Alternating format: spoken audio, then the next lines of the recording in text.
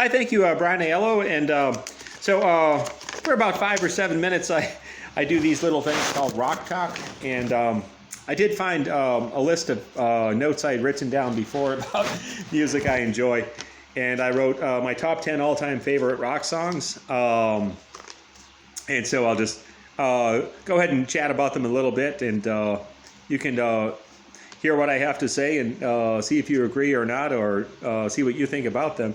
But if you haven't heard any one of these songs so much, maybe check them out, because these are songs when I hear on the radio if I'm at work or what have you. I consider them completely valuable to me as a musician to hear and listen to and learn from.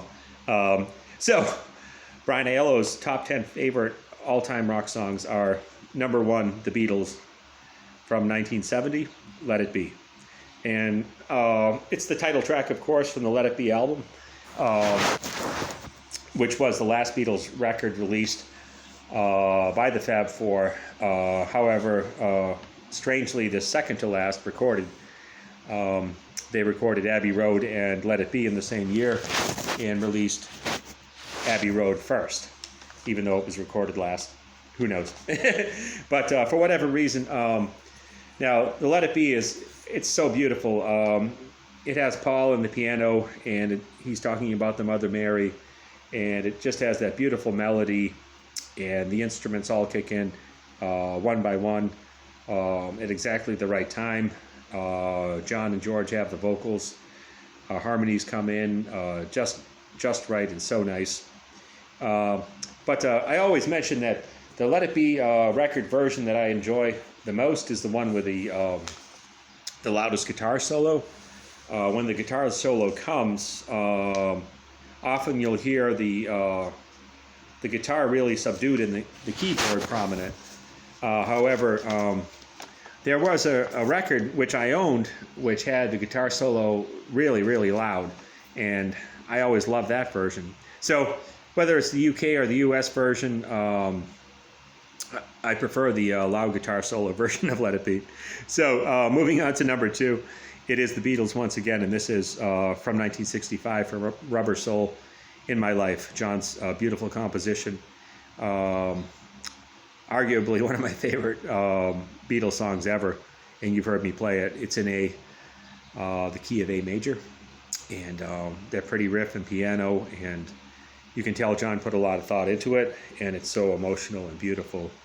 Number 3 is REM, off their second full-length record, Reckoning, released in 1984. And this is the track entitled Camera. And it's a really slow-paced number. I'm not sure if it was a hit so much. However, it's so pretty, and they put a lot of special effects in the background. The beautiful, strange noises that REM is known for on their records to make them that extra special. But it was written by Michael Stipe about a young woman, a friend of his, who died in a car accident. And it's entitled Camera, and it is so pretty and so sad. Number 4 is the Grateful Dead, Brown Eyed Women. And the version that I know, I think, was the first release of Brown Eyed Women from Europe 72, the live album. And I did find out from my friend Dana White that actually Brown Eyed Women was never recorded in the studio. It was always only performed live and released from the first live record in 1972 off Europe 72. And it just has everything for a Grateful Dead song. It has that killer riff, that beautiful melody. Robert Hunter wrote it, and just that magic about it. And you've heard me play it as well. Number 5, the Grateful Dead's Peggy-O. And it appeared in the studio off Go to Heaven. But my favorite version of the Dead's Peggy-O is always from New Haven, Connecticut, 1977. And boy, they were spot on with that. Jerry with his leads, and the tempo and the vocals on that were just so nice and so clear. And a sad song about a young man who fell in love with, he was a soldier and fell in love with a woman in medieval times in a town. And the lady's mother didn't like him because he didn't have money or enough money. And beautiful story.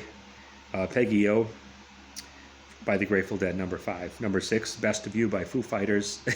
Little shifting gears, but David Grohl on Best of You.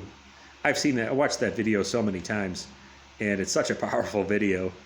And I don't know if I like the video better than the song, probably the song, but David Grohl, when he sets his mind to it, can arrange chords like nobody's business. And so many ninths and minor beautiful chords in there that just make me think, wow. From Nirvana, when Kurt died, David came out and just really shined on his own so much. And Kurt, rest in peace. But this Best of You by the Foo Fighters, released in 2005, is my number 6 top 10 favorite pop song ever. Number 7 is Queen, You're My Best Friend, from 1975, from A Night at the Opera. And I've mentioned before, this is the first Queen song I was familiar with. It came out when I was about 8 years old. And I said, why does it sound so good? And every time I heard it, I just had to turn it up and listen to it wherever I was all the way through. And it starts with that electric piano riff by Freddie. And, of course, Freddie sings leads on it. And You're My Best Friend just had that Beatlesque magic about it that Queen was so good at. That beautiful melody and vocal arrangement. And it always bore the marks of genius to me. Number 8 is The Band with Levon Helm and Robbie Robertson. It was Bob Dylan's band who went solo in 1968 and released The Weight, W-E-I-G-H-T. One of the most popular and beautiful songs from the album Music from the Big Pink. And of course, Take the Load Off Annie, I play all the time as well. Number 9 is The Night They Drove Old Dixie Down, the band's version. Of course, it was a Joan Baez track, but I think Levon Helm sings it so much better. And of course, top credit to Joan for writing it, but I always love Levon and Robbie's rendition of it. And the video is really cool as well. They're playing in like a mid-sized theater, not a stadium by any means, and it's indoors. They have a horn section in the background, about 20 or 30 horn players, some strings in there in the back, and I believe it was televised. But that 1969 track, The Night They Drove Old Dixie Down by the band, is my number 9. And number 10 is shifting gears once again, and it is entitled Sober, and it is by the band Tool, which was released in 1993.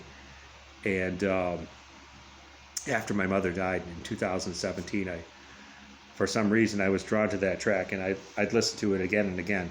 And it was so haunting and so unique. And I did like it before my mother passed. But after that, I just said, these guys really sat down and put together a track and put so much thought into it. It has that killer bass line, all the nuances in all the right places, and it's haunting and dark, but a beautiful track. Sober by Tool is number 10. So check out these tracks if you haven't heard them, if you are still listening. I hope so. And this is Brian Aiello, and thank you for spending 5 or 10 minutes with me. And I am a pop rock musician. I live in Warren, Michigan with my beautiful wife and cats. And the love of my life, the loves of my life are my wife, Susie, and music. And God bless you, and Jesus loves you. And if you are a musician, keep rocking. Love you. Bye.